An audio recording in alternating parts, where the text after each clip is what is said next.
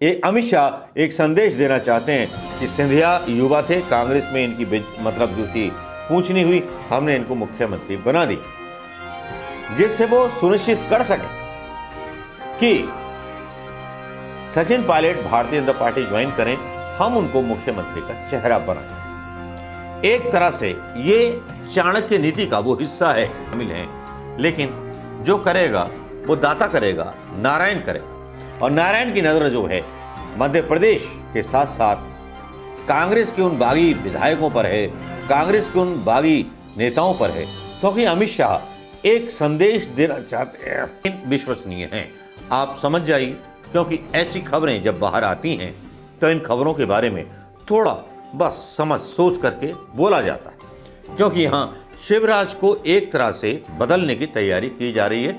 सिंधिया का चेहरा इस्तेमाल करके इस बार भारतीय जनता पार्टी चुनाव लड़ना चाहती है। सिंधिया का चेहरा याद रखिए, सिंधिया का चेहरा अमित शाह क्यों?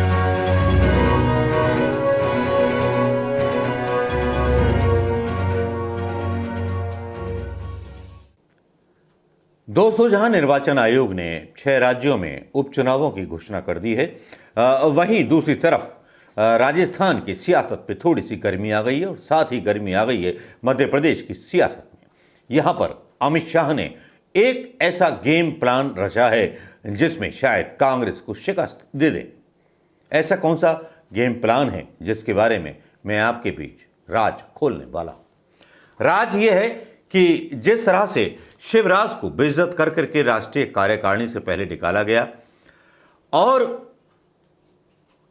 उसके बाद सीधे से ज्योतिरादित्य सिंधिया को बड़ी जिम्मेवारी मिलने का दावा किया गया कार्यकारिणी की बैठक में, और एमपी में मुख्यमंत्री शिवराज को कभी भी एक्सचेंज किया जा सकता है सिंधिया के साथ, क्योंकि अमित शाह का मानना है कि उनकी निगाह राजस्थान चुनाव पर भी है साथ में, क्योंकि जिस तरह से तेवर तेज होते चले जा रहे हैं सचिन पायलट के, जिस तरह से वो बात कर रहे हैं पेपर लीक के बारे में, सबके बारे में, उसके बाद एक मास्टर प्लान अमित शाह ने यहां लागू किया है कि यहां एक युवा मुख्यमंत्री बनाया जाए। ऐसा कुछ ऐसे सूत्र बता रहे हैं जो विश्वसनीय तो नहीं है, लेकिन विश्वसनीय हैं।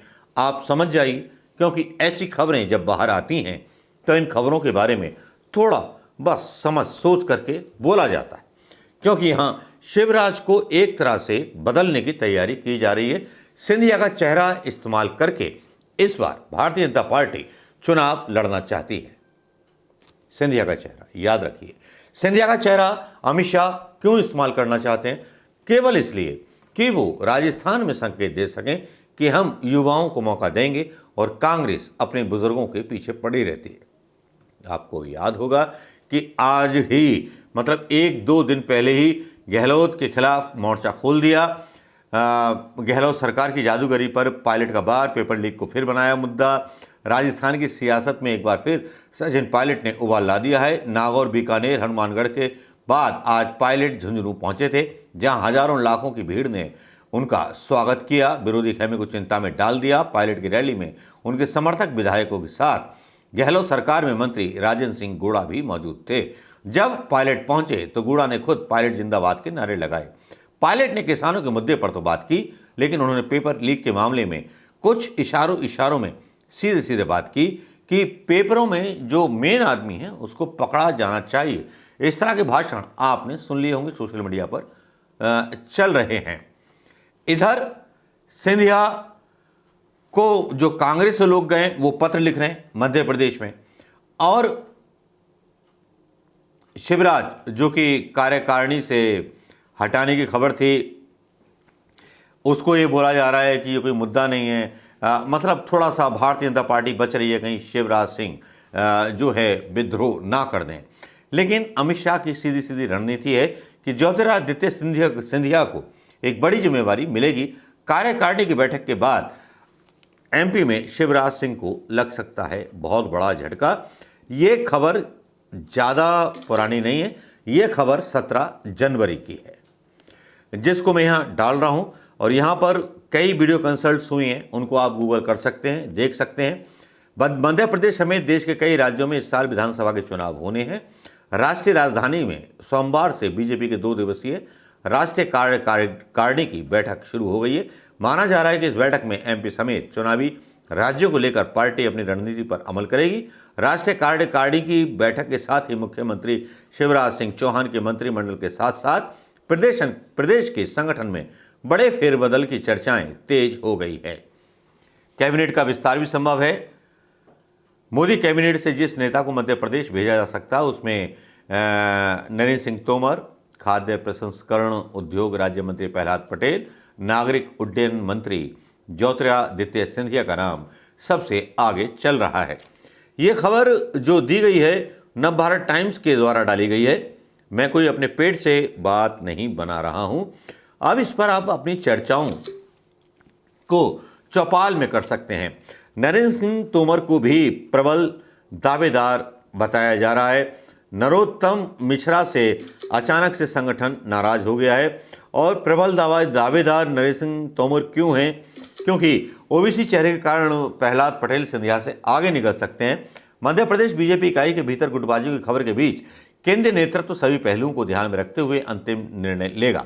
सीएम चौहान के बाद पार्टी के एकमात्र वरिष्ठ नेता जिन्हें सभी गुटों का समर्थन मिल सकता है वो हैं नरेंद्र सिंह तोमर। राज्य के नरोत्तम मिश्रा कुछ महीने पहले तक मुख्यमंत्री शिवराज चौहान का बड़ा विकल्प थे, लेकिन उनके मुखर स्वभाव और ज्योतिरादित्य सिंधिया की वफादार पूर्व मंत्री इमरती देवी के संघर्ष के कारण बीजेपी के केंद्रीय नेतृत्व उनसे नाराज। वहीं कैलाश विजयवर्गीय भी प्रदेश अध्यक्ष की दौड़ में शामिल हैं, लेकिन जो करेगा वो दाता करेगा, नारायण करेगा। और नारायण की नज़र जो है मध्य प्रदेश के साथ साथ कांग्रेस के उन बागी विधायकों पर है, कांग्रेस के उन बागी नेताओं पर है, क्योंकि अमित शाह एक संदेश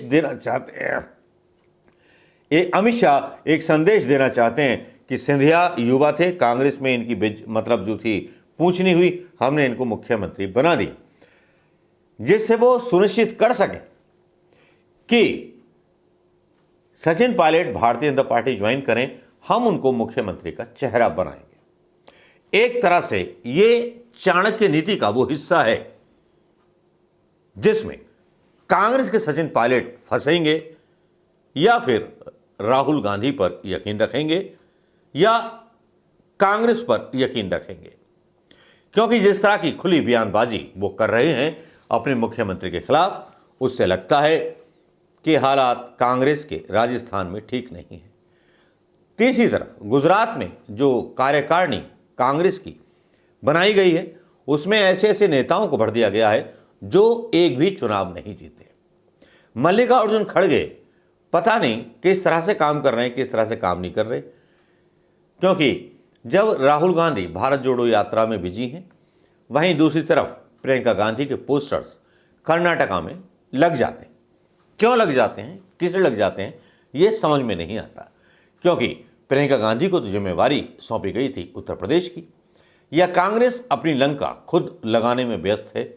समझ में नहीं आता कि भारत जोड़ो यात्रा करने के बाद राहुल गांधी की टी शर्ट तो चर्चा में है, लेकिन राहुल गांधी का उद्देश्य कांग्रेस के नेताओं ने ही खुद फीका कर दिया है। नमस्कार, जय हिंद दोस्तों।